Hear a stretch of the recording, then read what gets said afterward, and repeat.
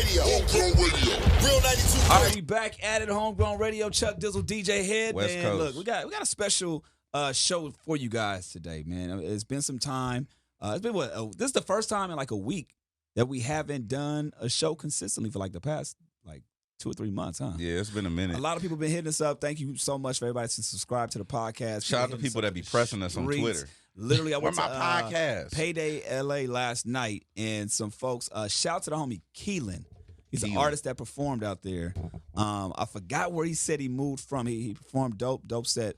But he was like, man, bro, as soon as I moved here, I got on y'all podcast. I don't know how the hell I got on it, but he's like, I just started going back till 2013. Damn. So salute to the homie Keelan. Shout out to Keelan. And we were talking. Well, funny enough, we were talking about that recently, like how people are going back and checking the podcast and things of that nature. So for people that are on and subscribing, thank you so much. Welcome, whether it's on the iHeartRadio app, whether you're on the SoundCloud, whether you're going back and forth. We appreciate you tuning in wherever you are at. In the building with us right now, we've had him on as a guest before. He's a homegrown alumni. He's a homegrown homie. He's family. He's from the city of Watts, and he probably say Watts more than Head say West Coast. And he's gonna man, this is definitely a battle on it, man. We got Stix in the building. Watts Stix, Watts City, all of that, brother. How you doing, man? Think Watts City, Watts Stix, Watts 2500, Watts 25K, whatever you want to call it. It sticks in the goddamn building. What's popping, y'all? All right, look, let me just start off like this, because the last topic that we had is perfect. Actually, we were talking about like literally right when we broke. G Malone had dropped this record. All right, Tupac must die. All right. The tweet came out. Tupac deserved to die. We had been talking about. We barely touched on it. We're going to obviously get G on the podcast as well. But man, just with your Death Row shirt on with today, my Death Row how shirt appropriate. on. With your Clippers jersey on. What's popping though? He's got to do it. We can have that conversation too. If y'all. We definitely gonna do that. Oh, definitely gonna have that conversation. All right. What was your initial thoughts on it? I know it's kind of already old, so to speak, but your thoughts on it. Being from Watts, G Malone. You want to know my real thoughts on it? Let's get to the bottom. Yeah, for sure. My real thoughts on this thing is I was upset because, not because it was Tupac Must Die, but because he wanted me to be in the video and get jumped. Fuck out of here. Oh, he wanted you to be Yes. No. Yes. Wait, yes. so when he hit he wanted me to be that nigga. He wanted you to be, so would that be technically not What Baby Lane? Baby Lane. Yeah. He wanted me to be Baby Lane. So I was gonna get jumped in the video. I was like, you ain't got no respect for me. Wait, on the city. So it was two people that got. Oh, okay, yeah, jumped in the casino. Exactly. Got you. Wow. Exact. So I was hot. So he was hot. You obviously knew. I didn't even care about the video no more. You knew about all this prior, right? So he approached you about the song like, months ago. Respect to G, man. That's like a brother. Like we talk every day and argue about nothing. I've wasted so much time of my life when I should have been paying attention and bonding with my kids. I'm arguing with this dude. But shout out to G Malone. So in the very beginning, when it was just an idea of a song, I mean all the way down to the beat, like I got an idea. Tupac must die. Like it didn't had Tupac deserves to die. The story of Orlando. Yeah. Like all I was like, we would have conversations about this. And secretly I be like champion and stuff like that. I just like impact. Gotcha. I'm all about Starters. conversation. In marketing they call it high arousal. Ooh. Shout outs the book Biology, BUYOLOGY. Like, Biology. Play on words, okay. Yeah. There's a book that talks about a lot of this kind of stuff. And so you need polarity in order to create massive impact, mass hysteria. So G is in this phase in his mind where he's like, everything got to be polarizing. I mean, I ain't really a big super fan of this dude, but Donald Trump might be the most polarizing president in the history of presidents. Without a doubt. I agree. 100% he is, for sure. And it's because he understands this concept of polarity, and there's high arousal negativity and high arousal positivity. So you either got to have one or the other in order to make people react. Pick a side. So we've been like adopting this mantra when it comes to marketing and rolling out music. And if it ain't polarizing, we don't care. So we talked to G, and G when he came up with this idea, he was like, Tupac must die. My first reaction is like, you tripping. Bro. Yeah. Right. You tripping.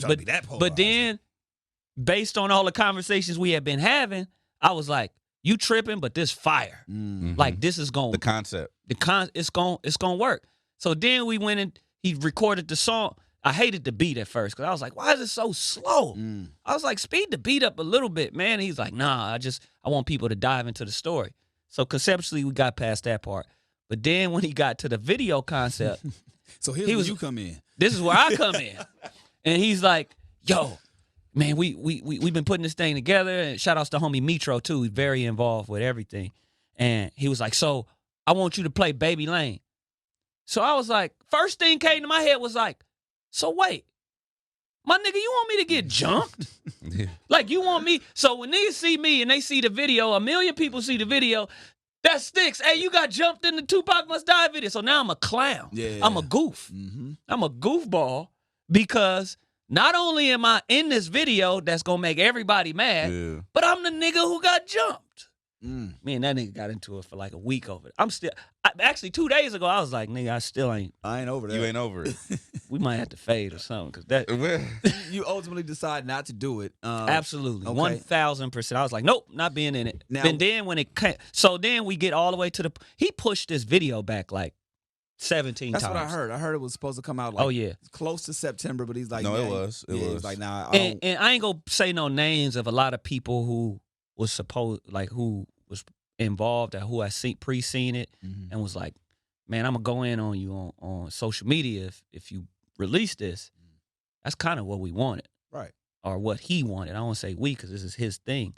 That's what he wanted because it will create polarity. Right. You get people having a conversation. So to answer your question, I mess with it because of how polarizing it is. That's what my frequency is right now. If it ain't worth the conversation, it just don't even matter to me. And I'm talking about music, community, movies, hood, selling whatever. If you ain't making no impact, then it don't even matter because everything is so saturated in the business right now. What's the fine line between that? Because you do speak on not wanting to be in the video because you would be portrayed as a clown, a boof, or whatever, right? But if it's that impact, all these eyes are going to be on you. Wouldn't that then, and we'll talk about, your impact in the community, what you're doing, wouldn't that be more eyes on you, so to speak? Getting beat up? Getting beat up. It's polarizing. I'm serving the community. Hey, it's polarizing. Hey, my brother, everybody has a role. It's polarizing. Hey, if you he got beat up, but I'm pushing this line as well. November. Not happening. Not happening. So there is a fine line between that, though. Well, it's all perspective. Okay. It's the person. If the person is okay with getting jumped in a video because it's going to be a lot of eyeballs and know how to flip that and turn that into something for themselves, more power to that person. You're just not that guy. Not that guy. Okay. And it's just, maybe it's ego, maybe it's pride. I just come from an area where that's just being, we celebrate the we don't never celebrate the nigga who got beat up. Right. We celebrate the nigga who beat you up. All right. So let's get past that, right? Yeah. So let's say, what if the person was getting shot? Right. As opposed to getting jumped? Is it more honor in that? Well, it depends. It's perspective. What's that line? Y'all respect the dude who got shot. I respect the shooter. Yeah, Jay. Like, it's perspective. Who you looking at as? Nobody deserves to get shot unless you on some rape or something. George Zimmerman. Right, of course, on some real racial rape, supremacy, anything in regards to those lines, or if somebody come get your babies or something, shoot their ass. There's a few like, people shoot that their I ass feel up. like deserve to be, man. harmed. That's just right. Like hell yeah, like they did. Like you got that coming. That's just the universe repaying you back. Yeah. You kill somebody family member over just for nothing. Like man, your ass gonna get shot up. Yeah. You know what I mean? But outside of that, it's all perspective. Let me ask you this. I was having this conversation also with G, right? And our perspective is a little skewed when it comes to like I find myself questioning a lot of things now.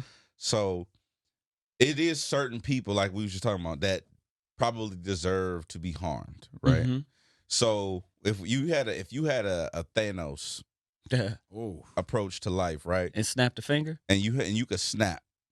Like, couldn't you come up with about I don't know, a handful, maybe a trash bag full of people who probably, that would probably deserve to be snapped away. Hey, you getting really good with this journalism shit, dog. That shit was an amazing question. Y'all niggas, hey, let me tell you something, dog. Hey, I'm sitting here like, wow, y'all niggas have ascended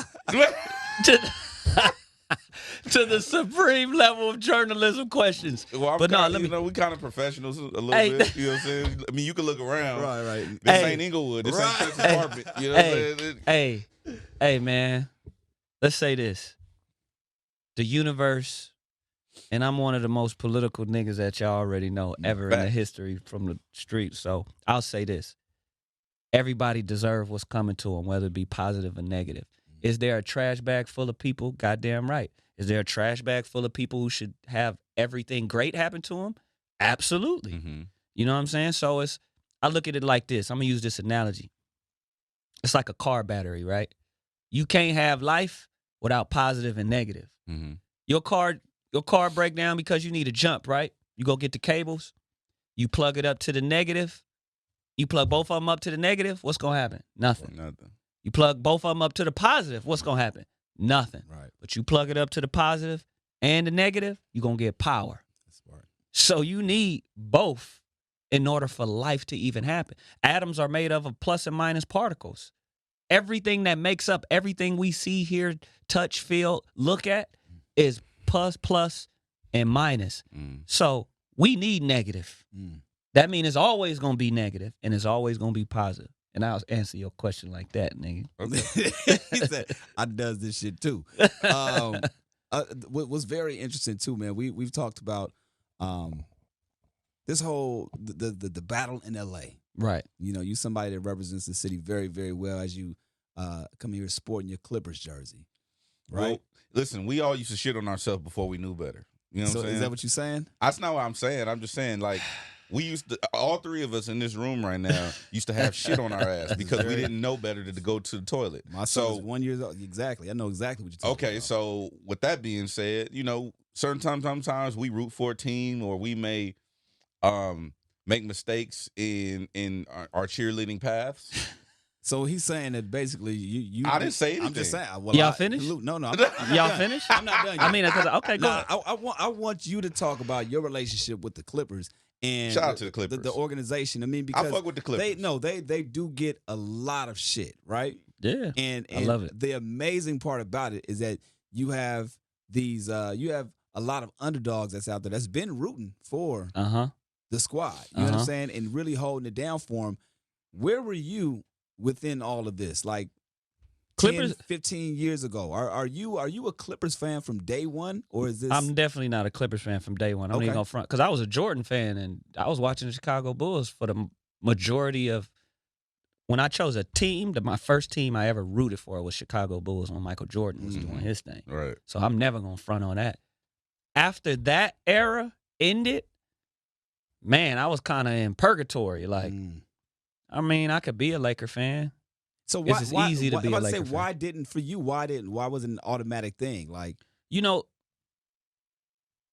funny part is I rooted for San Antonio when they played the Lakers. I think didn't they play the Lakers in the Western Conference Finals? Yeah, what's wrong with you, dog? Yeah, I used to hate San Antonio. Tim Duncan. Here's the thing. Here's the thing. And I relate this shit to like classism. It's easy to be born into wealth and just be wealthy. You ain't have to work for shit. And I feel like the majority of Laker fans, and it's no disrespect because I can't never front on the Lakers. It's 16 championships, 5 with Magic, 5 with Kobe. Kobe I feel like he top 5 and one of the most slept on basketball players and just underrated in regards to where he's at on the list. He's the most underrated basketball player ever in NBA history. Right. Now, let me go back. Lakers, when we were born, our era, we was already how many championships in? Yeah. We was like 6 in. Well, I come from a family of Lakers. So they was there since the inception of champions. I was taught Lakers like I was taught Jesus Christ. Exactly. It's like, you know what I'm saying? It's like in LA, it's like Jesus, Tupac, Lakers. 40 ounce. You stupid. NWA. Right. You know what I'm saying? So Dr. Dre. Dre. But that's Yes, Yeah, NWA. I guess We it's the same got it. shit. Yeah. Same shit. you know what I mean? So we were all kind of born into automatic. We were born into wealth. Like here go the silver spoon. Lakers. You didn't even get a choice to choose another team. You were told that you're a Laker fan. So you kind of digested that and it became a part of your DNA. Shout outs Kendrick. Clippers, on the other hand, was like the stepchild. Absolutely. Junior varsity. Relax. Easy. I look at Watts like the same thing. I was going to say that. That makes sense. Like Watts don't get no justice in regards to conversation with anything. I don't want to say ever, but I'm saying the majority. When we talking about hip hop, are we talking about music? Are we talking about sports? What we talking about? Watts is so impactful in regards to pushing LA forward. Movies, Menace to Society, Right. like Florence Griffith Joyner on the track. Right. I mean, Watt Stacks, the concert. I mean, Etta James, Whispers, Rolls Royce. Like, Barry White lived in Watts. Like, shout outs to homie Tyrese. Right. Right. Like, shit, G Malone, J Rock, Stix. Tyrese was the first person that I remember representing Watts. Yeah. So I'm like, and there's so much more. I mean, it ain't nothing to brag about, but the 65 riots, like the National Guard came to the town. Okay, I was going to say Martin Luther King came to this joint. The city of Watts. Like everybody was like, Watts, that rebellion is what helped push people out of Watts. Because everybody during the second migration came from Louisiana, Texas, and all Arkansas and all these different places because they was getting hung in these. They was like, yo, we got to get to the West Coast. West Coast. So shout out to the West Coast. We saved lives. Yeah. So they came. They couldn't go to like Crenshaw District, like that Crenshaw corridor or whatever. Like they couldn't go there. Like you were getting beat if you was found over there at this time. 65, everybody came to Watts. A lot of people even don't know about the city of Compton at that time. Dog, Compton was all white. Right. Yeah. So you're saying at this point, the way you look at it is the identity of the city. 100%. And I digress back to the original point. The Clippers is like Watts. It's like, yo, it's easy to be a fan of somebody who's already doing something and victorious is easy. But there's a team who actually represent where we actually come from, who the same people that's a little bit more like us, that's really still in the turf, the everyday people, like Pat Bev said, the people in the back. That's what the Clippers represent. I mean, for example, you go to parks in the hood, Watts, Compton, LA, Inglewood, anywhere in these, let's call them the boroughs if we compare it to like New York, any of the boroughs in LA, you're going to see Clippers on the basketball courts. You're going to see them on the walls. You're going to see it. Like Steve Ballmer, like donated over 300,000 pair of glasses to kids in the hood to help them see. And their grades have went up at LAUSD like dramatically. Then they hear about a dude named Stix. Like, I'm from Watts, my nigga. Like praise the Most High. Like, I think I'm incredible. But I create a song. And they like, yo, ain't nobody else messing with us.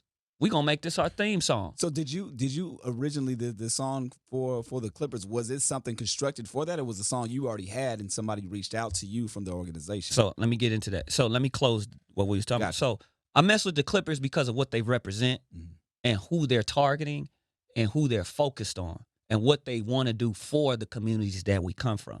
Now, the song, DJ Dents. Shout out to DJ Dents. Shout out to Dents. Legend. West Coast. Original Clipper fan, the one from day one. That's one. When he was a kid, had the Clipper flag on the wall. In front on him. Man. Dents. So Dents reached out to me because I was fresh off the theme song for LAFC, the soccer team. Yeah. And Dents was like, yo, we need an anthem for the Clippers. And I was like, damn, out of everybody, like, nobody messing with y'all like this. He like, man, he tried to get Glasses to do it. Glasses said he cussed him out and was like, this Lakers. And he tried to get a few other people to do it. Like everybody didn't perform at the Clipper game. Yep. Shout out Nip, rest in peace. Yep. Tiger, Ty Dolla $ign, like, Exhibit, YG. Everybody didn't perform, but nobody. So he was like, man, we need a song. I was like, man, send me a text message with some bullet points of what y'all really on the marketing side, what y'all represent. He was like, cool, sent me a text. Nigga, I did that song in like 20 minutes. Wow. Went in the lab, bang, knocked it out, sent it to Dents. Dents said, oh my God, this is fire. He played it that night. I sent it to him. That day I sent it to him, they had a game. He played it at the same day. Wow. In the arena. Played it again.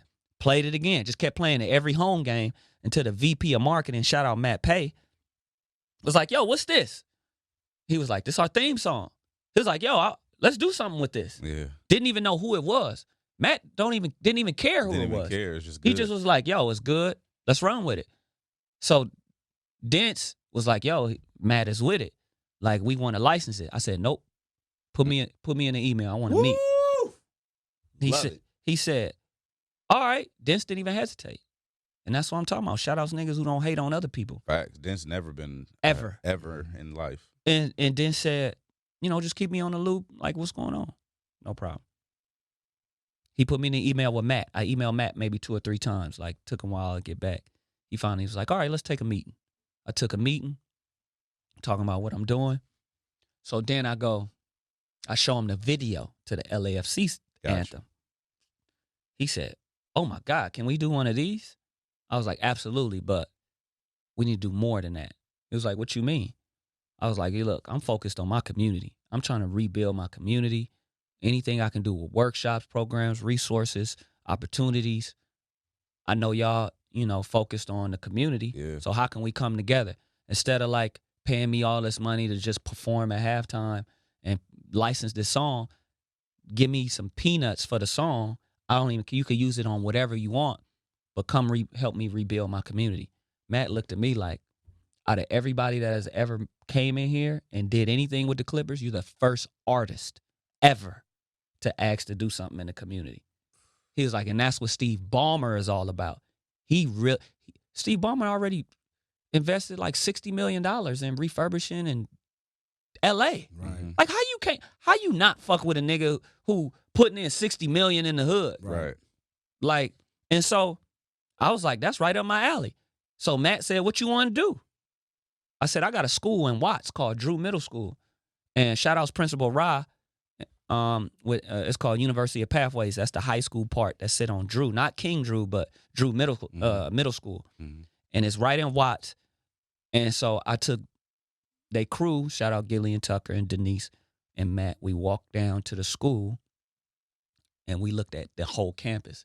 That campus hadn't been touched in 40 years. Wow. This is where the Drew League used to be at. Wow. Dino even said it. Shout out Dino and the Drew League. Yeah, sure. And they was like, yo, nobody's never done anything in about 40 years. So I was like, let's do it. So Denise and them, Gillian, all of them came in. They looked at the campus and was like, all right, let's do it. In 10 days, we refurbished 13 outdoor basketball courts, tennis court, the whole basketball gym, 4-square little soccer court, just massive everything in 10 days. That's crazy. Over $300,000 was spent in just like that. Why was it so? And this is cliche. That's fucking crazy. This is cliche, but I do want to drive the point home. Why, for you, was it so important to invest back into the community? Because it could have been easy for you to take points on the record or do whatever and just. I could have got 20 bands off of the record and do what's best for your family immediately. Man, you know what, man? Everybody always talk about what ain't being done, especially where we come from. Yeah.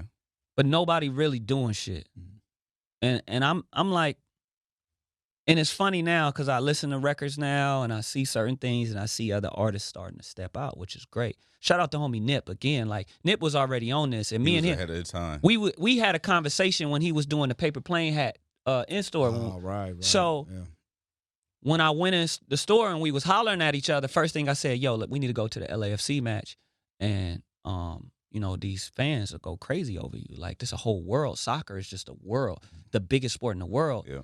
And I just want to help expose you to that world, especially over here. Like, because you already on a level where, what else? Yeah. This is what else. Yeah. You know what I mean? And so outside of that, I was like, yo, what you doing in LA, you know, I'm doing it in Watts. Like, it's only a matter of time before we just all come together and do something real crazy.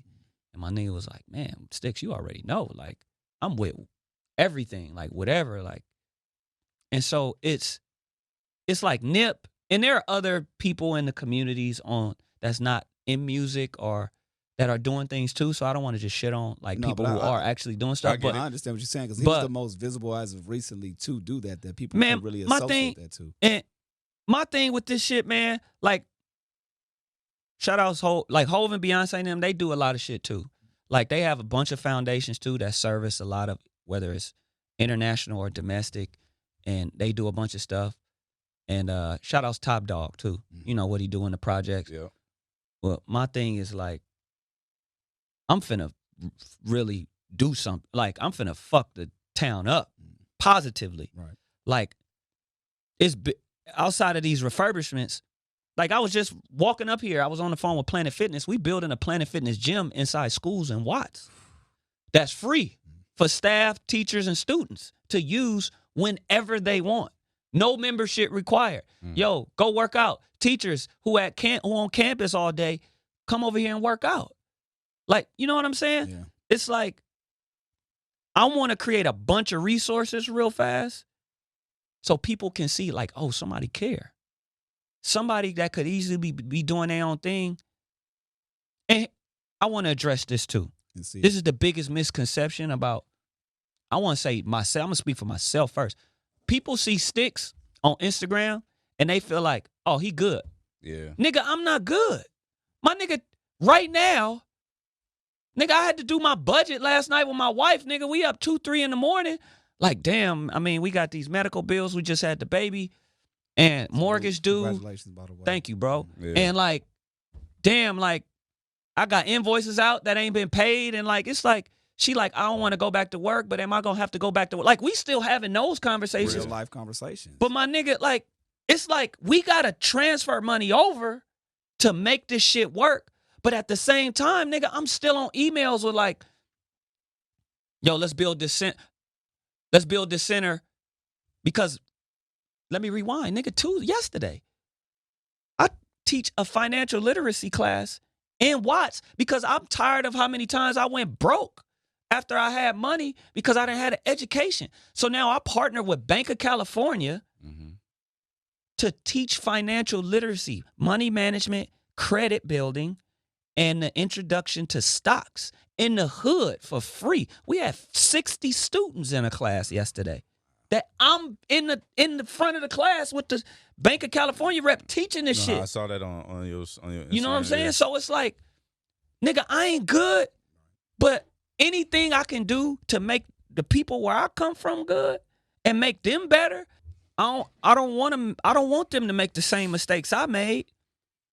Like, I want them to see an opportunity. What's the word? I hate using the word hope, man, because hope is fucking. It's just possibility. It's like cocaine. Hope is cocaine, bro. But dopamine. I see what you mean. It's the possibility. If you see somebody else doing it, it's going to only reinforce that and make you want to push forward and do the same shit. Especially if it's somebody that people know. Like, we know you active. We know what you're about. I mean, as far as from hip hop, right? Right. From hip hop, we've been introduced many years ago. Right. And we've seen the ups, downs. We've seen what the life is about. So somebody as transparent as you are, somebody that's, you know, as community based and just out there like that, as involved. If we see you doing it, it's like, oh, well, if he can do it, I can do it. Yeah, absolutely, man. And it's more like with LAFC. Like, I just donated groceries to 100 families. How did that relationship start with you and LAFC? Man, I wore the jersey. I performed at Crush Groove. And I wore the jersey because I was trying to get Adidas to cut me a check. Hilarious. So I was like, man, I need to wear some Adidas on stage because I know it's going to be pressed there. Yeah. Wore the jersey, didn't know what the jersey was.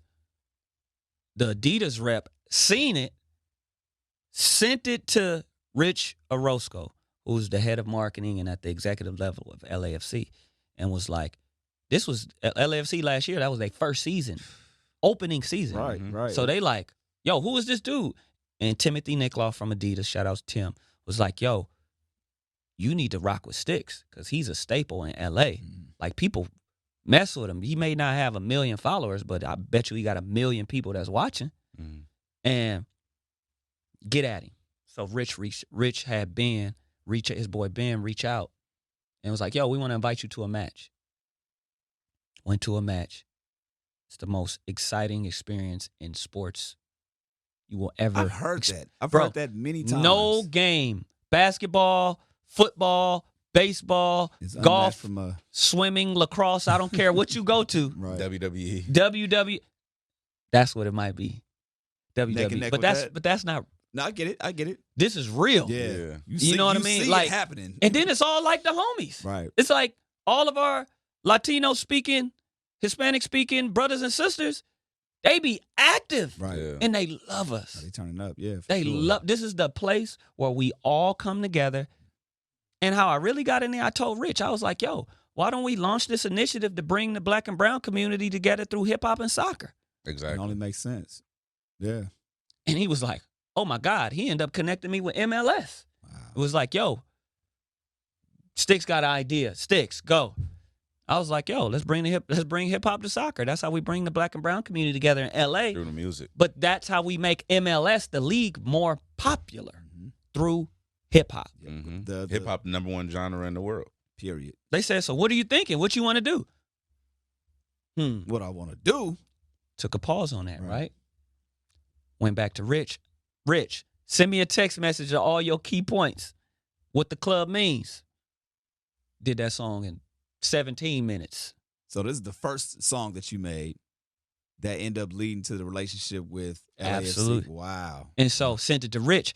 So we got this WhatsApp with like 200 people in this WhatsApp. It's all the supporters groups.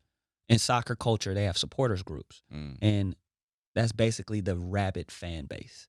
Like that chant, scream. They call it drums, beers, and songs. It's basically like they mantra. During the whole match, they be beating on the drums and they got these chants and they drink beer. Like, it's the whole nuts. time. The whole match. They never sit down. They never stop singing. They never stop chanting. They never stop rooting. This is all match long. 90 minutes plus. I need a break. And so I'm tired just listening. So we are all in this WhatsApp. Rich adds me to this WhatsApp. And so I do the song. I send it to Rich. He was like, hey, you mind if I send this to the... I was like, sure. He sent it. It was all over Instagram. All of the supporters was just posting it with the song in the background with my picture on it. Like, oh, we got an anthem. This is incredible. Shout out Squad Stix. We love you.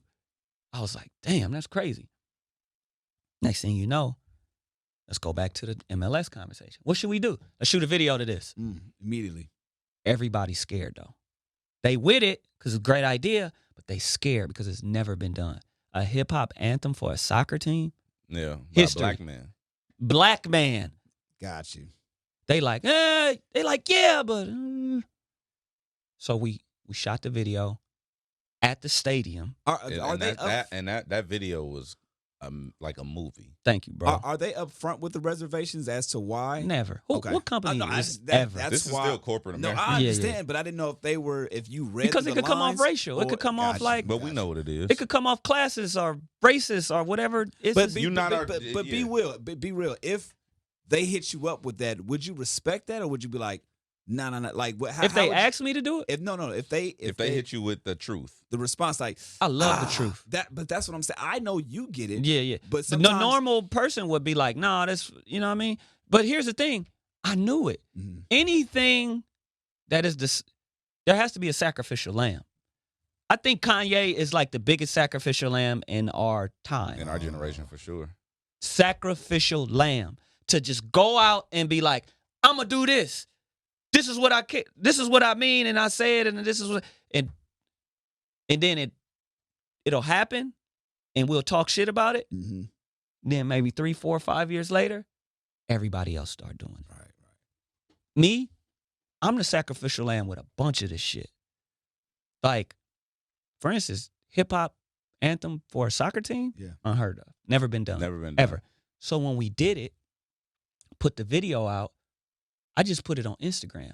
And MLS, they shared it to they website or whatever, right. but who's on websites? You know what I mean? Shout out to MLS still, though.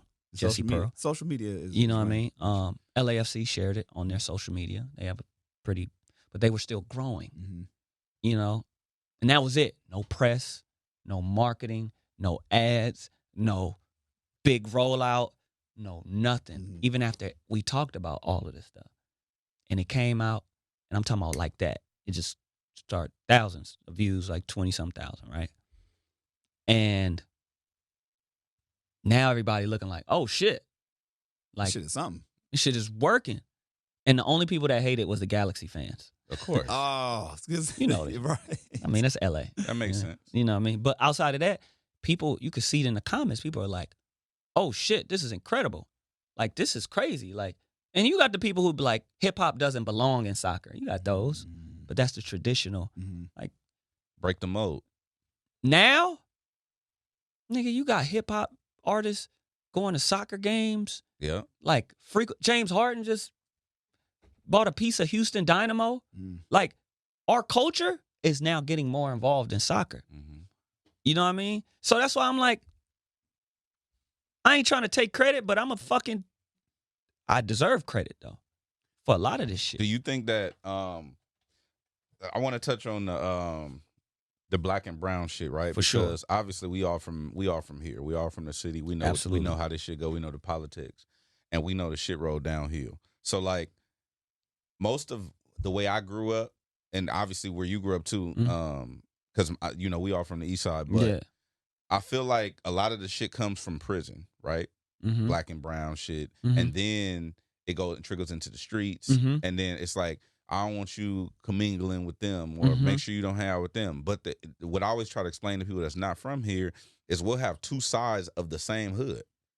One will be like the black side, and then we'll have the same gang, but a Mexican faction of that hood. And it's the wildest shit ever trying to explain this shit to people that's not from LA. They're like, what do you mean? I'm like, okay, it's the same hood, but they running their own program. Sure. But It's like Grape Street. It's like when I went to jail, when I was in the tank. Why did I not know that? It was just ridiculous conversation. I was doing some dumb shit when I was younger. So when I ran a nigga banged on me. Like, where you from? It's like, nigga, I don't bang, but I'm from Watts. What's popping? And then that nigga said, oh, fool, it was a Mexican. He's like, Southside Grape. Yeah, exactly. Oh. I was like, yeah, that was the first time in my life. I was like, you confused because you didn't. I didn't know. Right. I didn't know that Grape Streets had Mexicans. Yes. He was full on, and then he showed me his tat on his back. It was a grapevine. Yeah. And it said Southside Grape. Yeah. And I was like, I didn't know if I should have been offended because he still banged on me. So I'm still in that. On that energy. Yeah. Wait, hold on. Wait. But now he like, oh, my nigga, like, we good. Yeah. But then all the homies is telling me when you get in, nigga, the Mexicans don't. Exactly. So I'm like, yo, this shit gotta change. Like, how do we fix this shit? That's my point. Literally my point was, I know the black and brown shit comes from the jails, the prisons, the jail system, where it's like the blacks over there, Mexicans over there, whatever, right? But if you trying to do something on the level of that you trying to do it, where you trying to unite this complete Latino-driven world with this complete Black-driven world, which is our culture, right? Our culture, hip-hop, the music, and then soccer, which is, we all know that's their shit. Like, in L.A. You know what I'm saying? Out here, that's their shit. Right. We hold no stake in that. We don't, like, you're the first person to really tap in on that level, right? How do we then like come together and like figure out how to make that shit work on a wide scale when we fighting the odds of the bullshit in the streets, right? And you know what I'm saying? It's kind of, for me, it seems like an uphill battle, which doesn't mean that it shouldn't be fought. It seems like an uphill battle. Shout out to Dom Kennedy. I actually seen Dom Kennedy at my first soccer match. He had like season tickets. Wow, salute. So Dom be tapped in. He be on the hockey. Dom be on the shit. Yeah, so You like You got to sneak that one in real quick. hey, listen, dog. We'll get into that. I'm just Right. fucking with it. I'm just fucking going. Yeah. So here's the thing. What I know about soccer, we got to break narratives. Mhm. I hate popular opinion. Popular opinion has to be destroyed because popular opinion will tell us that soccer is not ours. Mm-hmm. Bro, soccer is massive in Africa. Mm-hmm. Soccer is massive in European countries. Mhm. Soccer or football is a sport for everyone. It's the world sport. It's the world's sport. It literally is. So if we just look at that concept alone, then we break the ideology of, oh, this ain't for us. Mm-hmm. Because now I'm trying to build the parallel to what we're talking about. Latinos will mess with us if we mess with them. I agree. We are so messed up due to trauma and PTSD and all of the shit we went through. We don't trust nobody else. Anything that skin color ain't like ours, even it could be a Latino with our skin color and we still like, I don't know. Right. That's a fact. But that's due to PTSD. This is scientifically proven. Mm-hmm. We just fucked up. So we don't want to get involved in shit that everybody else is doing. We don't want to go places where everybody else are because we don't trust nobody. Because we done been fucking hung and killed and beat and by everybody over and over and over again. So now we get to 2020, hopefully we have a clear vision. I like the way you did that. You know what I'm saying? Yeah. That we could see, like, yo, that's bullshit. That's just popular opinion. That's just false narrative that we can't get along.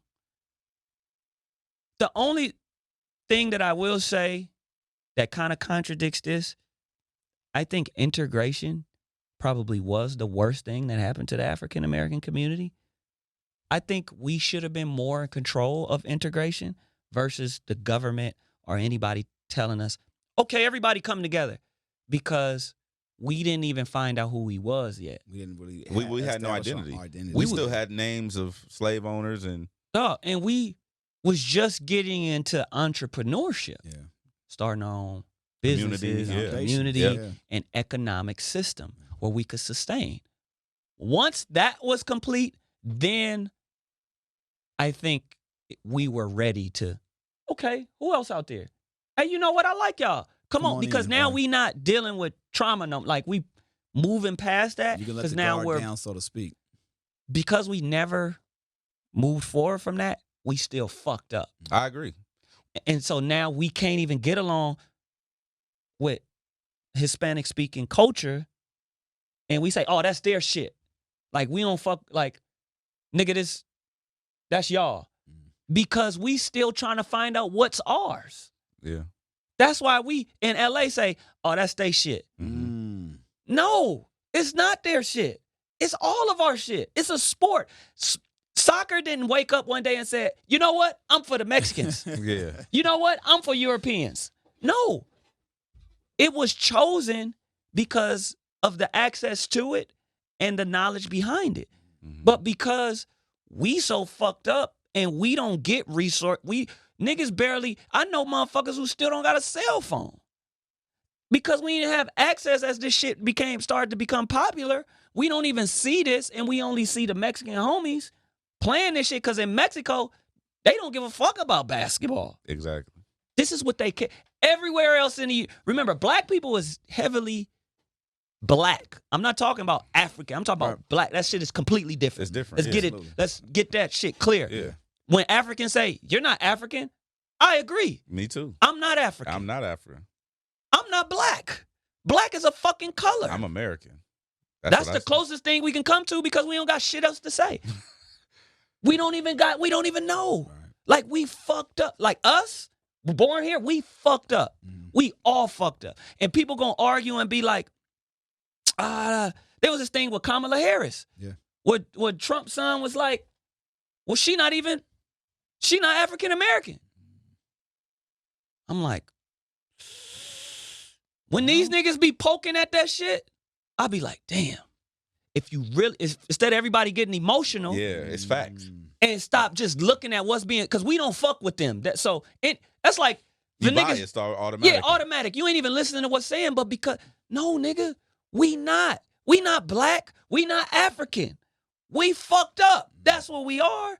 But that don't mean we can't rise. Right. We can't bring everybody together and do something. But anyhow, I digress. No, I mean, I see your point. I love that. My thing on that particular notion is like, so where do we start? And I don't want to take this in a complete different direction. No, yeah. But at that point, obviously, education is the biggest thing. So do we find our identity first, or do we use what we already have? Like, I think we so far past the truth, we just gotta build our own economy to live. Here's to build on what you just said. I think the conversation had to be shifted too, because I was talking to one of the homies about everything you just said. Yeah.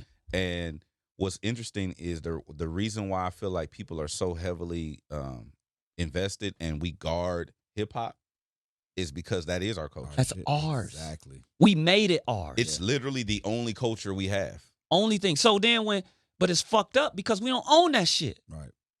Mm-hmm. Like this shit is like the story that I was given of how like hit rap was created. Mm-hmm. Like the businesses that came together to form the record companies and was like, okay, we want them, we want these guys.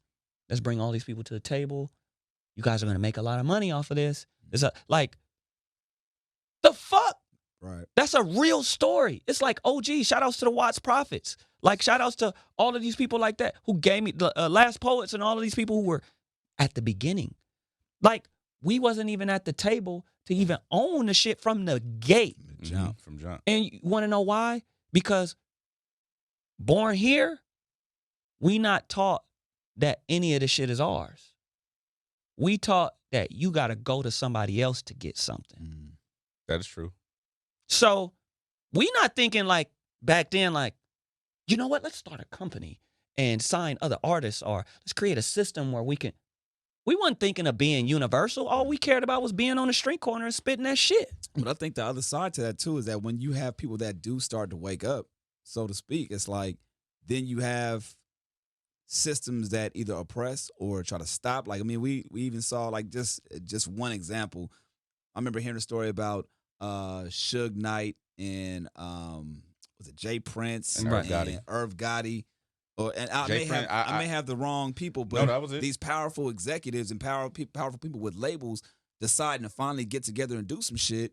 Then they should get raided. This shit go down. 100%. I interviewed Jay Prince. He confirmed that was real. Look at the Black Panthers. Exactly. It's the same concept. It's just shifts. Right. Like that letter that J. Edgar Hoover put out about like dismantling all black messiahs and any black movements.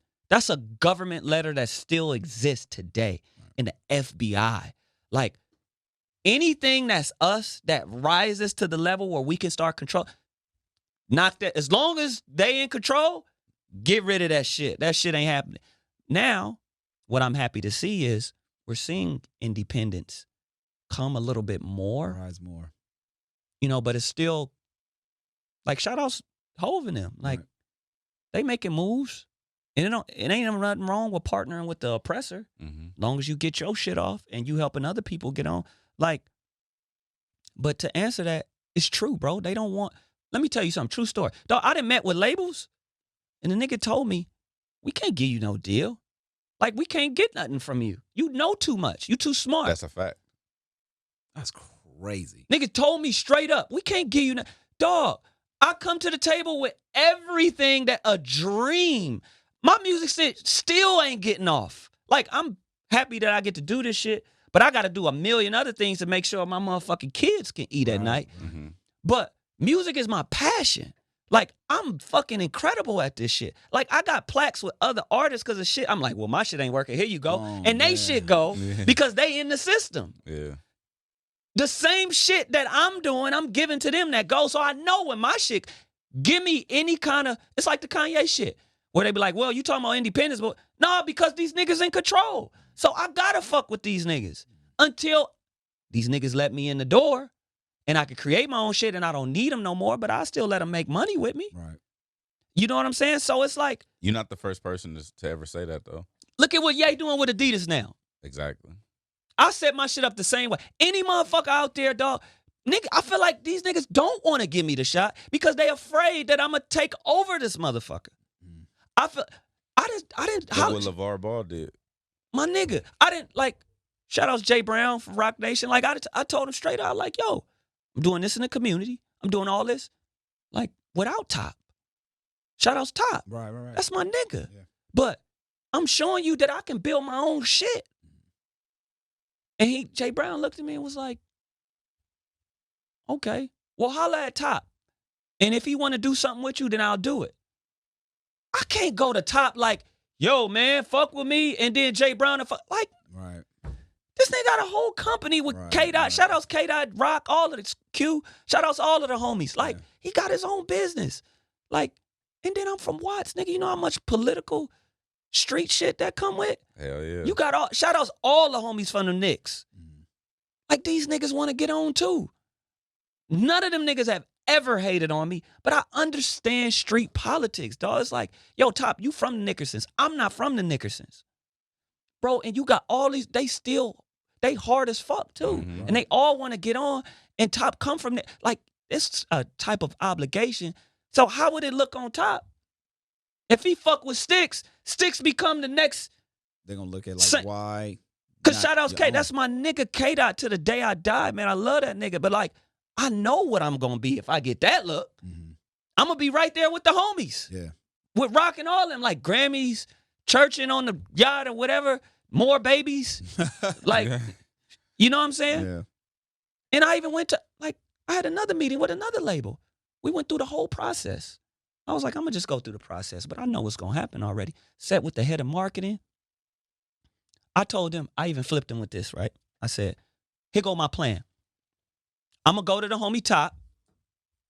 I'm going to call Dot and say, Dot, executive produce my album. I'm going to get Dot to executive produce my album to let everybody know the Stix shit is coming because it'll make sense. Mhm. At least here, Right. Mhm. niggas will be like, oh, that's killer. And yeah, the homie just like, that's it. This shit finna be crazy. The whole fucking everywhere, everybody will go nuts off of that shit, right? And I was like, we do that. I got all of these other relationships with the soccer shit and the Clippers, and we gonna bring everything in the fold. We gonna continue to do the community shit on this side. We gonna do the music shit with the homies, but I'm gonna let K-Dot executive produce. I can make that play. I called Top and was like, yo, if I do this deal, he was like, Stix, you ain't even gotta ask that question. Like, we got you. Went into the meeting, told him the game plan. This is what we gonna do. I already got the approval. Nigga Top called the chairman Mm. and said, if y'all doing this, just know we behind this. Mm. Right? The nigga still didn't give me the deal. Why? Because I Just know too fucking much. Yeah. Yeah. I challenge any motherfucker out there who got in the position, who like, let's put your words with, let's put your money where your mouth is, Stix. I show a motherfucker. Like, come on, bro. Like, But on the flip side, you don't think that, well, a company, an executive, a label, if they know they can put you in position to blow up, you know what I'm saying? I'm listening. But on the other end, they can make money with you. Why wouldn't that make the most sense for them? Because we talking about signing an artist to an 8-year deal. He know too much about the business to Signing- allow them to. Signing a deal with an artist for 8 years where they own and masters and all of this shit. Because everything, let me kick some game. Everything right now is about the sale of catalog. Facts. At the highest level, everybody signing record deals and all of this shit. And like, oh, I got streaming numbers. They like, number one, labels and Spotify is like this. So there's money going back and forth. So they just handing each other money. Second, what these big companies doing, hedge funds and Wall Street and all these motherfuckers is doing is they gathering these catalogs and they selling it on the market for billions of dollars. Mhm. It's called like net NPSs, and NPSs is net publishing shares, and then it's like something like, I'm blanking on the letters. But anyhow, so there's publishing, and then there's just music, mechanical shit that you make from selling and streaming and all that. They're taking the catalog of all of these songs. This is why labels buy the masters. They want your masters. They take all these master recordings and they go to Wall Street and they go to a hedge fund and they go, hey, we want to sell this to you for $500 million, this whole catalog. Yeah. We'll manage it because we're the label. We're signing these artists. We're managing this catalog, but you're going to buy. And they cutting the check for because they're going to take this asset, turn it into a bond, and put it on the money market and sell this shit. And they're making billions and billions and billions of dollars of our music. I know this shit, bro. So you come to Stix. Say, look, man, we want to give you this deal. No. I'm like, all right, cool. Let's do a deal. We're going to do a licensing. I'm going to own my masters. You know what I'm saying? You ain't even got to give me a bunk, but give me a bag, a nice size bag so I can just function, get in the studio and not have to think about my bills. But I want to put the rest of the money into marketing and promotions and, you know what I'm saying? And cool. Nigga look at me like, nigga, how long this deal gonna be? Maybe a one-off? 2 off? Maybe 1 with an option? Yeah. 2 albums? Full length? Or an album and an EP maybe? Or something. Like, and I'm not saying I'm stuck on that, but I'm like, that's where the conversation kind of floats at. So niggas is looking at that like, fuck all that. Man, fuck that. Let me sign this young nigga over here that don't know shit about nothing. He gonna sign for 8 years, give me all his masters for 8 albums. We gonna stream the shit out the roof. We gonna make all of the money. We gonna sign him to a pub deal too with our sister company, and we gonna eat. We gonna eat, nigga. Then we gonna sell this catalog for the B. All right, so that's a lot of knowledge, bro. Like, so do you think it's safe to say that there are no ideal record deal situations? Like, I know we're in the space of independence now. Right. Shout out to Empire. They're doing a lot of partnerships with different people, and a lot of artists are eating right now. Yeah. But for the most part, it's not ideal for an artist to sign to a deal, major deal. I think it is. I think listen, we talking about kids who ain't never had nothing, dog. Not even just kids, older people in general. Period. Who get a deal, who living in a basement. Nigga are probably homeless, living in a car. Man. Yeah, I got you. You get an opportunity to get exposed to the masses, and if you dope, the world gonna fuck with you. You gonna get this show money. You gonna create opportunities, branding, sponsorship. Your whole life change. Now you could take that and become an entrepreneur, start a business, invest in real estate, do different things like that. You know what I mean? Get into tech. Build workshops. Go back to your community. Whatever you want to do, you could do that. So absolutely, it is an ideal situation. I just look at my ideal situation would be to get with people who have the same mindset as me, like a Steve Stout, right? Or I like Elon Musk. Could you imagine if it was Tesla Records, bro? I like Elon. I like his disruptive energy. He get it, and he fuck with hip hop. And he like, I don't give a fuck about nigga. That That's shit. brilliant. I'm shooting shit to the moon. I'm doing on my mama, on my kids, right? 9 years ago. Somebody from Microsoft walked into 11 years ago, walked into my Tyrese studio, and that was on Cahuenga, dog. And I was like, y'all should start Microsoft Records and create this thing where, every time somebody buy a computer, the album is already on there. And y'all can push notify people advertisement. Like, they're just on the computer, boom, don't forget this album, click here, blah, blah, blah, and it take you to the, and figure out how to translate that into a sale.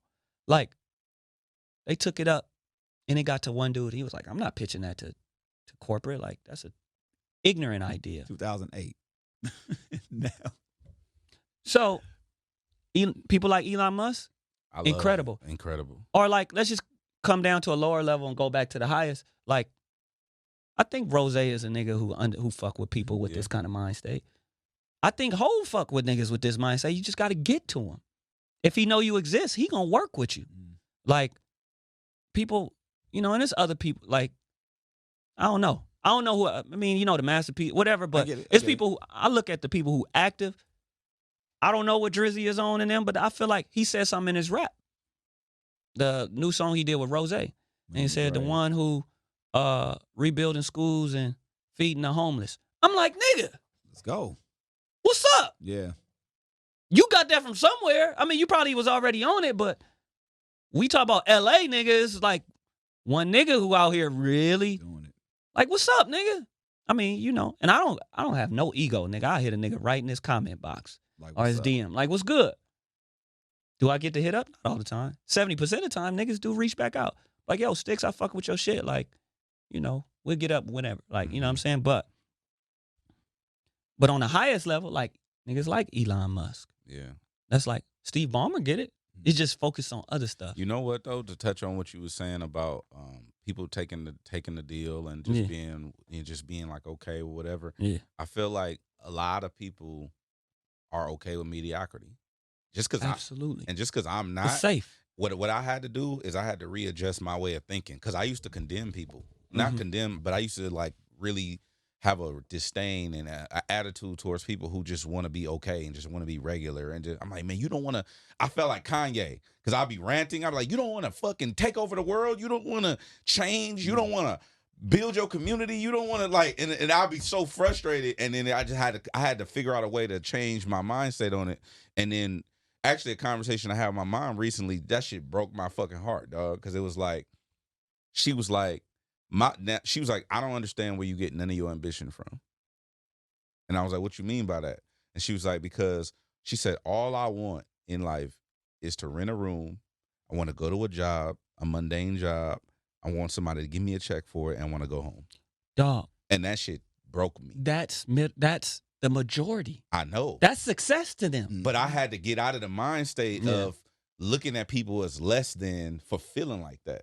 Right, just because we like, I want to help this, and I want to bring water to Africa, and I want just not because I'm everybody, like that, not everybody's like that. How many people really want to change the world? Like, who really think that that's a possibility? Yeah, it's not. It's like 1%. Who I mean, think you can even break it down to the lowest common. Like people don't even have, or can't even recognize their passion. They can't. They don't even know what they want to do. Know what they want to do. What you want to do? And like, I just had a conversation with the homegirls, and we were having a conversation. I was like, you got to be able to define what your success is. So true. If you don't know what your success is, you will be lost forever. Yeah. Or you'll be chasing after something. I had an argument with the homie Omar, who worked with Will Smith and Jaden Smith, and he was like, what's your success? I was like, Michael Jackson. Mm-hmm. He was like, why you want to be that big? Like, that's like if you gonna be forever reaching the Michael. I was like, I don't give a fuck. Me either. I want to be the greatest ever. Yep. At everything. At everything. In my community, in music, in movies, TV. Like, I don't give a fuck if I'm typing. Yeah. I want to be the greatest. I want to be the best ever. Let me ask you this, because I think this is important too. Mm-hmm. To have such high expectations, high ambitions, that's a wonderful thing. Yeah. Like, I commend you for that, because I do see you doing that. I see you doing a lot. Yeah. You not achieving it yet. Does that hinder it hurt? Nigga, I'm depressed, nigga. That's what I'm saying, because I was depressed all week. This week. On the outside, like, we see you doing so much for the community. My nigga, I'm depressed because of niggas that won't compensate me for my time. Fuck just what I'm doing. Like, just, I give you the idea to make your shit better, and we're working together, structured, and you don't compensate me, or I'm aligned with you and I'm showing you back-end analytics that over 300, 400, 500,000 people are looking at your shit when I post it, and you feel like you can't give me a check for that? That's fucked up to me in regards to business. But on the other end, like I said, you're helping rebuild your community. You're doing all these other things as well, like, because it's needed, man. I have like. But I'm saying, do you feel like that is some sort of compensation as of right now? I feel like it's divine purpose. Okay. It's God. God is like, hey, all this is cool, but there's only so many motherfuckers that can do this. Exactly. I need you to do this. Exactly. And I'm going to keep pushing you over here because people are listening to you when you do this shit. Exactly. And Jesus, Muhammad, Confucius, Buddha, like what, like in that lane. You over there. Yeah. Because when you do, you can execute this shit. And the kids is listening to you, bro. Like, they believe. Girl came up to me crying, was like, because you did this, I know I can do something. Damn. She from Watts. She don't even know where she gonna live next month. She was just telling us the other day. And I'm like, yo, but because of what I'm doing, she believes. She don't care about that. She like, I'm just gonna keep. I believe. That's all I you believe. need. That's I know all this is temporary. Yeah. So And I think that's just that's fulfillment. That's fulfillment. But fulfillment is one thing. Life in regards to capitalism and just sustainability in America, in Los Angeles, California, is a whole nother thing. So if I'm doing something, I expect something in return if there's work happening.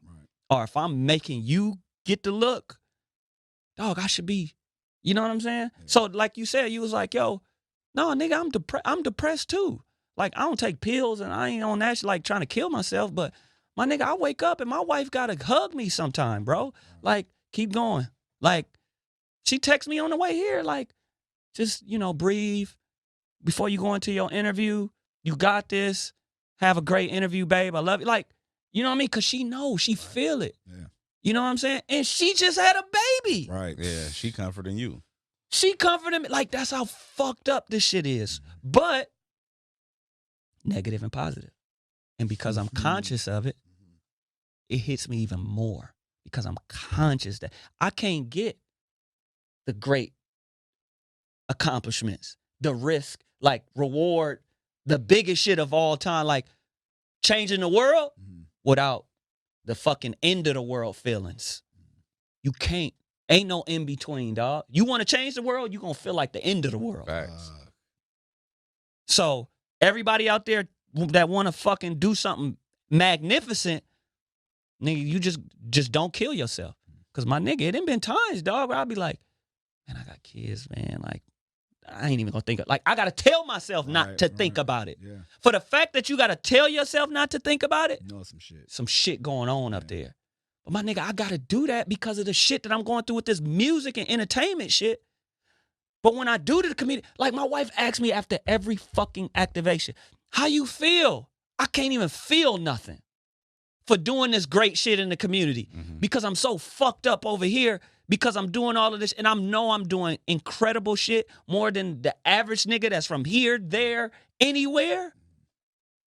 And you look at my fucking history and the shit that I've impacted. Nigga, I've impacted fucking crump dance. Like, I'm a part of the founders of crump dancing. I fucking had the pit where a bunch of motherfucking rappers and producers got they start. Yeah. Dog, Iggy Azalea. Dog, her whole lot. Like, bro, she had nothing. Shout out to AV. Shout out to Jag. Dog. Like, we didn't get into none of that. Yeah. Like, this is like we could just keep going, bro. It's still happening today. Now we talking about influence, like Tanqueray, bro.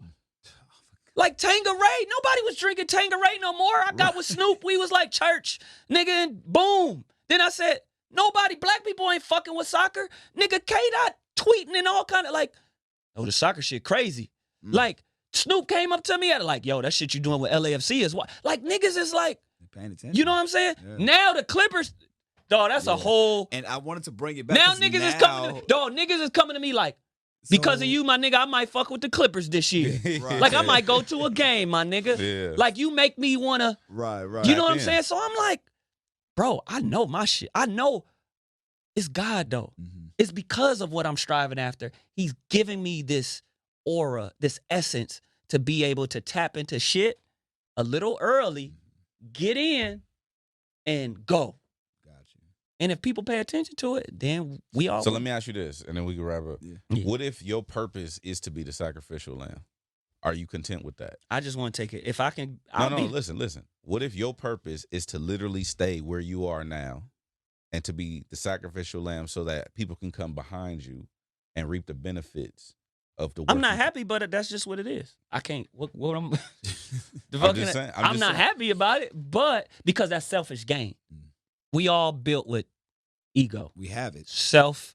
The first root word of selfish is self. Self comes before everything. So for myself, I would like these things to also come with the sacrificing and all that. Because I have been a sacrificial lamb to a lot of shit. It's because I've been able to tap in early before things become popular opinion. So what I'm saying is, it's not with accepting it. Are you okay? No. With the idea of you being the sacrificial lamb and everyone coming behind you and reaping the benefits of the work you put in? No, for myself, but no hate on who have came behind me to get it. Now, if you came behind me, got it, and you were supposed to give me something out of that because there's some type of contractual or business relationship we had, then nigga, eat shit. Like, die. I'm not just gonna watch you and be happy. Like, you know what I'm saying? Like I think that's another level of self-awareness and consciousness, because I felt like that for a long time, that I'm that. Mm-hmm. I tweeted the other day, I was like, the hardest thing to come to grasp with is people are not like you. Facts. No one is going to do the things that you do for them. So you should start looking at life like, as you do things, you do it. And if somebody does something for you, look at it as a bonus. That's how I do it. You know what I'm saying? Yeah. Because niggas ain't like us. Right. Like, unexpected. Like, Chuck, you a fucking amazing dude. Head, you an amazing dude. We done all looked out for a bunch of motherfuckers. Facts. And we've gotten to points where like, yo, this nigga doing this, and like, he ain't throw me nothing. Like, it ain't even got to be money. Right. Like, give me a goddamn buffalo cauliflower from Sage, or like, you know what I'm saying? Like, it ain't got effort, a conversation. Like, my nigga, thank you. Like, thank you go a long way. At least I know you thankful. Right. Hey, what you call it? We gotta go. Yeah. But vegan. Yeah. You vegan how long? 5 years. 5 years. Whole family. Do you feel different? Absolutely amazing. It is the best thing. Wellness is the most important thing in the word of the day, ladies and gentlemen. I'm not going to be the religious vegan fanatic. Yeah. I'm like, go vegan or you're going to die. Like, no, like, just eat conscious. You know, vegan was a choice. My wife was already pescatarian. Me and my son was eating like shit. We watched What the Health. After I watched that, I did the research on food and started to identify carcinogens and what they are and how they're injected into how they're in the meats and all of this stuff. And when you don't buy organic produce and blah, blah, blah, blah, blah. And I was like, damn, that's what's killing the black community. Food. It's not cigarettes and liquor. And I mean, obviously those are factors. But like, I mean, gun violence, like shit. Yeah. But food, bro. Yeah. Diabetes, high blood pressure, cancer. We got at least one family member in our life. Sure. For sure. You know what I mean? It's all coming from the food. So once I started to educate myself on that, I was like, no. And I gotta ask you this. I mean, just because we've been talking about Clippers and all that, man. What are your thoughts on Clippers and foe? Clippers and foe. Anybody, whoever. No, Clippers and we going to game 5 or 6 against anybody. Anybody in the playoffs. Where were you at when the news broke that? So I was in the car with a George. Laker fan who was talking all because he was saying that Kawhi was coming to the Lakers. That was a whole discussion about it. We all thought about it. I had my money on it. Yeah. Anyway. I knew. But anyhow, so it was like 11 p.m. and I went to Vons because we needed some water for the house. And I was in the car with my homie, super Laker fan since day one, and he was clowning me like, y'all gonna be clowns, blah, blah, blah, the little brothers again, ha. Meech, the homie Mitro texted me and was like, oh my God, Paul George and Kawhi. Then Glasses texted me like, Kawhi and Paul George, that's it. Yeah. I was like, what is these niggas talking about? Right. Because it's that night too. Nigga, I went on Twitter, Woj, sources confirm, Kawhi, blah, blah, blah, and also coming Paul George. I said, I yelled, nigga, in Vaughn's parking lot. And I had my Clipper jacket on. So it just made sense. Because the homie was talking so much shit, I was like, I'm going to put my Clipper jacket on just to whack your hood out. Right. Like, you know what I'm saying? You know?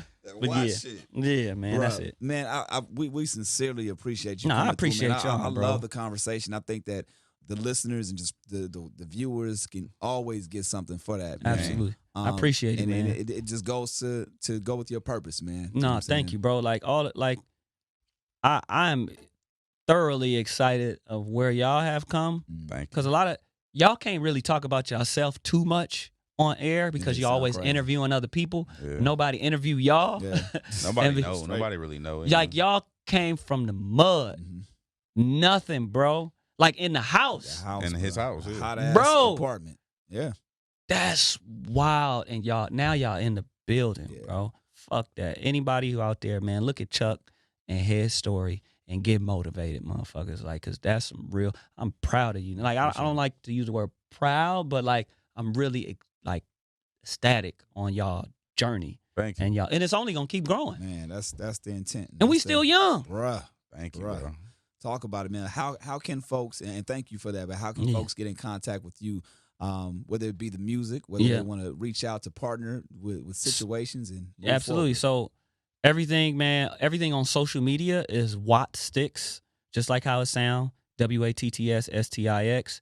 The website is thinkwatts.com, and then everything community related, thinkwattsfoundation.org. Or just send me an email to stix@thinkwatts.com, man. I answer everything. I answer DMs. I answer like it'd be all kind of listen to my demo. I'll be like, all right, homie.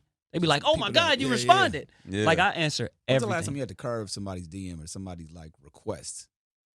Chick. Oh, Smart. Like, Smart. hey, I see. That's crazy. Right. The Clipper. That's wild. Stix. I'm a Clipper fan too. You know what's crazy? I love quiet. Oh, that's it's wild. wild out here, man. So what's up with them tickets? Like, yo, I encourage all men. We are the Faithful Man Club. Yeah. Black men don't cheat. Uh-huh. And all black men, at least in our circle, we love our beautiful queens, and we empower the black queens to the highest, fullest. Okay. Well, I'm single. Yeah. So All black queens. Okay, we here, Chuck. Hey, forward the DMs to me. You know what I'm Oh, saying? like, hey. Yeah, I'm like, man. you meant to say head. West Coast. The Sacrificial Lamb, ladies and gentlemen. The homie That's the Stix. name of the episode, Yeah, Sacrificial that's Lamb. That's it, man. Homegrown Radio, Chuck Dizzle, DJ Head. Watch Stix. Yep. We out.